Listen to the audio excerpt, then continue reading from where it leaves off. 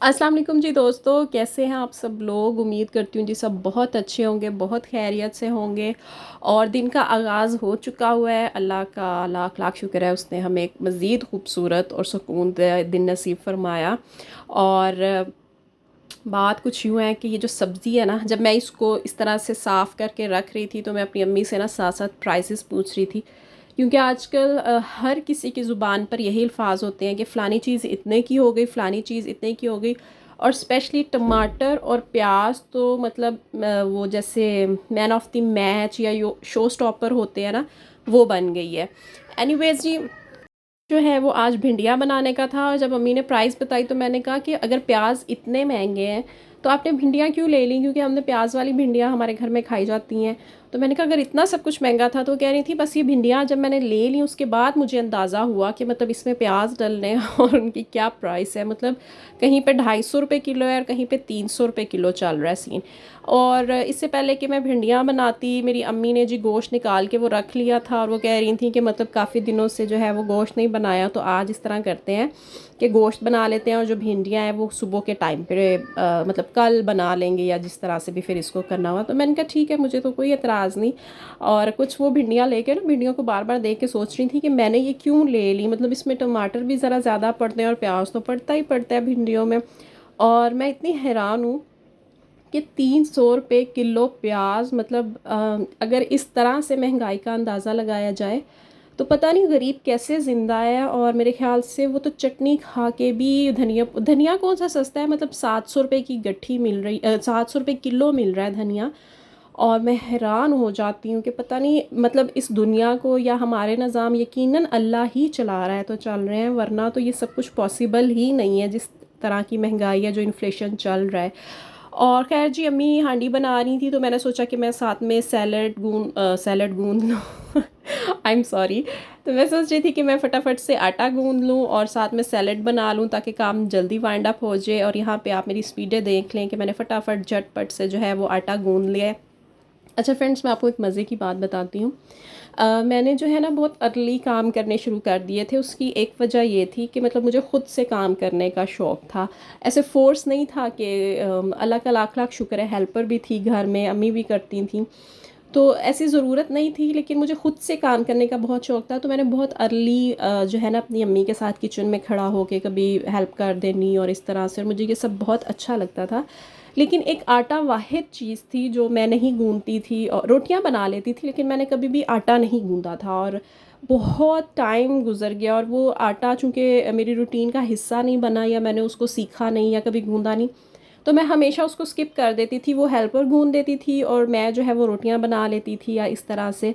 तो सब इस तरह से चलता था। तो मुझे याद है एक दफ़ा मैं बहुत ज़्यादा टायर्ड थी, हम लोग ट्रैवलिंग करके आए, फिर खाना शाना, एक्चुअली वो सब कुछ इतना हेक्टिक हो गया। और मुझे याद है हमारी हेल्पर भी सुबह काफ़ी देर से आई, तो मैं काफ़ी टायर्ड और बीमार भी हो गई हुई थी। तो मैंने अपनी सिस्टर से बोला कि तुम मुझे जो है ना आटा गूंद दो। और सिस्टर जो है ना उस टाइम पे मतलब छोटी भी थी, तो कभी ज़रूरत नहीं पेश आई थी काम की, तो उसने मुझे कहा कि मैंने नहीं गूंदना ना। और मुझे आई डोंट नो, इतना मुझे गुस्सा आया उसकी बात सुन के कि ये क्या बात हुई कि मैंने तुम्हें कहा आटा गूंदो और तुमने आगे से मुझे इतना स्ट्रेट फॉरवर्ड कह दिया मैंने नहीं गूंदना। तो मुझे ना बहुत ज़्यादा अपनी इंसल्ट फील हुई, या कुछ भी कह लें कि मेरी ईगो हर्ट हो गई, या जिस तरह से भी आप, लेकिन मुझे आज भी वो मेरी कैफियत याद है कि मुझे बहुत ज़्यादा गुस्सा आ गया था उसकी इस बात पे। और मैंने गुस्से में ना आटा छान के गूंदना शुरू किया और वो इतना अच्छा गूंद गया। और उसके बाद से, ऐसे गुस्से का वैसे फ़ायदा नहीं होता, उसके बाद से ये ड्यूटी भी मेरी ही हो गई कि अब आटा जो है वो मैं ही गूंदूंगी। तो मेरी सिस्टर समटाइम मेरा मजाक उड़ाती है, कहती है ऐसा गुस्सा नहीं करना चाहिए जो आपके लिए नुकसान का बायस बन जाए। लेकिन चले, उसका मुझे एक फ़ायदा भी हुआ कि मतलब मुझे आटा गूंदना आ गया, और ये भी बड़ी बात होती है। और ये आप मेरी अम्मी की हाथ की बनी रोटी चेक करें, जितनी मर्ज़ी बड़ी रोटी आप इन्हें कहीं ये बना देंगी, आपको तवा बड़ा होना चाहिए। और सबसे बड़ी बात कि ये बेलने पे रोटी नहीं बनाती, ये जो है हाथ पर रोटी बनाती हैं, और इतनी परफेक्ट, ना कहीं से मतलब गोलाई में कोई फ़र्क होता है और ना ही मोटी पतली होती है, खा के मज़ा आ जाता है मेरी अम्मी के हाथ की रोटी। और माओ के हाथ में तो नो डाउट एक अलग तरह का ही टेस्ट होता है, और इतनी परफेक्शन होती है माओ के हाथों में। तो मैंने सोचा मैं आपको दिखाऊं कि मेरी अम्मी जो है वो रोटी किस तरह से बनाती हैं। समटाइम हम लोग डेलिब्रेटली उन्हें कहते हैं कि आप जो है वो बेस्ट है और आप ही बनाएंगी जब काम करने का मूड ना हो इस तरह से।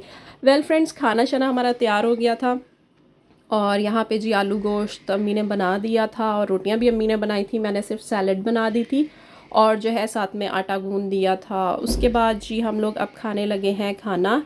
और फ्रेंड्स बाद जो है हम लोग चाय वगैरह पी के कुछ देर रिलैक्स करके उसके बाद मैं और मेरी सिस्टर और मेरी भांजी वॉक पे चले गए। और अब मैं आपको दिखाती हूँ कि हम लोग शाम को वॉक पर निकले हैं और बड़ा अच्छा लगता है इस तरह से अब शाम को बाहर निकल के ना।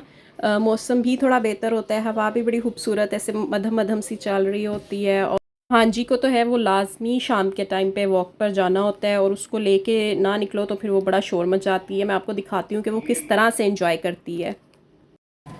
What are you doing? No, yes, fly. Oh my gosh! You finished it? Oh, you finished it. देखो बंदा ना Okay, come on, let's go. Okay. Johnny.